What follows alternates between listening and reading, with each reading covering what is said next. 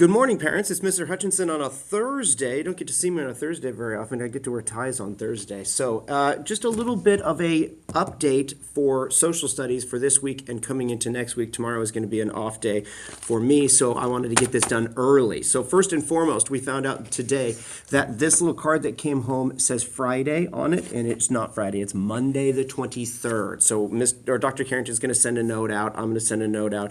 I don't know why these got printed wrong, but the day is Monday the 23rd. Thank you for catching that. We had a parent who caught that and brought my attention to it. Thank you very much.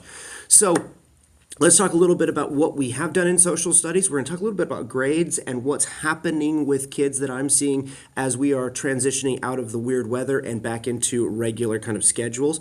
And then we're going to talk about what we're going to be doing next week. So first of all, right now we are here on Thursday the 12th, and we are kind of right in this Law and Citizenship in the Roman Republic assignment right in here, which will probably push a little of the Hammurabi into next week. We'll kind of see how it goes. So we have been talking about types of government. We've kind of finished the types of government conversation, so we now know that there are three power structures from the autocracy to the oligarchy to the democracy, and within those three power structures there are some branches or types. Like an autocracy can be either a monarchy with a king or a queen in charge or an emperor in charge, and then we can also have dictatorship or tyranny with a dictator in charge. And so those are the two autocratic kinds of government. We've also talked about the oligarchies with aristocracy and theocracy, the religion. We've talked about direct democracy and republics or representational democracies. We've talked about the absence of government and anarchies. And we're pretty much finished with that. We did a little graded assignment called On Scenarios yesterday, and that kind of wrapped that up. Then we're getting into kind of historic law codes, and so we're talking about the Roman Republic and the 12 Tables of Rome right now. We'll get into Hammurabi's code from ancient Babylon and talk a little bit about that in the next couple of days. And as you can see here, I've got this nice and big for us. It'll shrink down a little bit as other teachers put their stuff in for next week. We're going to continue with more historic law codes, possibly more Hammurabi if we don't get it all done on Friday.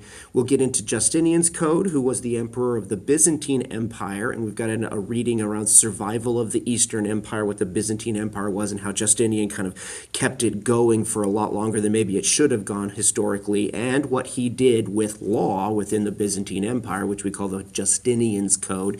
We are also going to be looking at strange laws and what do we do about them, and look at the funny laws from history that still are on the books and why they're still on the books and what we can do about that. And then the final historic law code that we talk about is called the Magna Carta. There's a through line all the way through when you talk about Hammurabi into the 12 Tables of Rome to the Justinian's Code to the Magna Carta, and it is that the laws were written down and that they were giving more and more freedoms to commoner people. And so we're talking about that as we go through. So the one-pager notes we'll do on the Magna Carta. There will be a graded assignment that comes with the Magna Carta. That will be one of the last grades we do before we get into our end of unit check. Okay, so a little bit about what I was talking about earlier when we're looking at how well students are doing right now. And I have noticed that there has been a dip in grades since the third quarter started and since we've come through this weird weather experience. And I want you to have conversations with your students, and I want you to have them be honest with you, because what I'm seeing in the classroom is not very focused learning, and kids are off task, kids are talking, kids are doing things that aren't necessarily their best efforts. And I need you to start having some serious conversations with your students at home and have them show you the receipts, okay? What you're seeing on the screen right here are your types of government notes. Kids were given this as a paper copy, and so they had to fill in these boxes. The answer key is on the back here. So the autocracy, democracy, oligarchy went in the called box. This is anarchy. And then they had to figure this out. They were given these notes. They were told to figure them out. They had things they could look at, they could read, they could ask me questions. And as I was looking, as they were doing assignments that were graded, a lot of them had a blank. So this should be in their folder. Have them show it to you. And also, if you look on our Canvas site here, in our political unit, we've got the slide deck, which is a great opportunity. There's lots of practice in that. We use that to help fill in our notes. Take a look at that. Also, we did a Foundations of Government and Political Systems reading. Now, that was in the textbook, but I want to show you this. This was the notes page that they did. So there was a read aloud option. There were vocabulary words they were to fill in, and they could do this as a small group. And then there were questions that they were answering from the textbook. And then what I did is I actually gave them a practice. This quiz was on the notes, and this is basically the assignment that I gave them. Basically, this was the graded assignment. And so they had a kind of look, if they were paying attention, they had a look at the questions before I actually gave them to them. And I would guess that most of your students, if you look at this is probably not very well filled in. This is probably maybe halfway finished. And so there's some reasons for maybe why that is the case. Also, when we got into the scenario assignment, which we just did, I put into the grade book, and a lot of students did not do well on it. Look at the practice right here. So the practice looked like this. We talked about how to do it. We gave an example like this.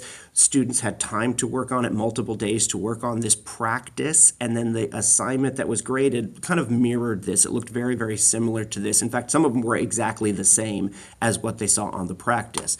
So if you are looking at some grades in your students' world and you're starting to question what is going on, I would sit them down and have them show you what they've been doing in class. Show me your Canvas site. Show me your political systems notes, show me your paper notes, show me your scenario practice notes. Let me see what you're actually doing in class, and that might correlate with how their scores are going.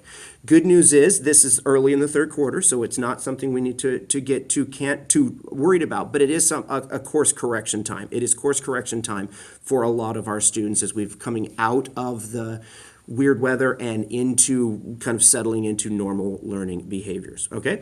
So that's something to think about. Now, what we're going to be doing next week, I kind of talked to you already about, so if you have questions or concerns, please let me know. Remember that this is wrong, and we're going to be doing our pictures on the 23rd, so make sure your eyebrows are clean, and we will see you next week.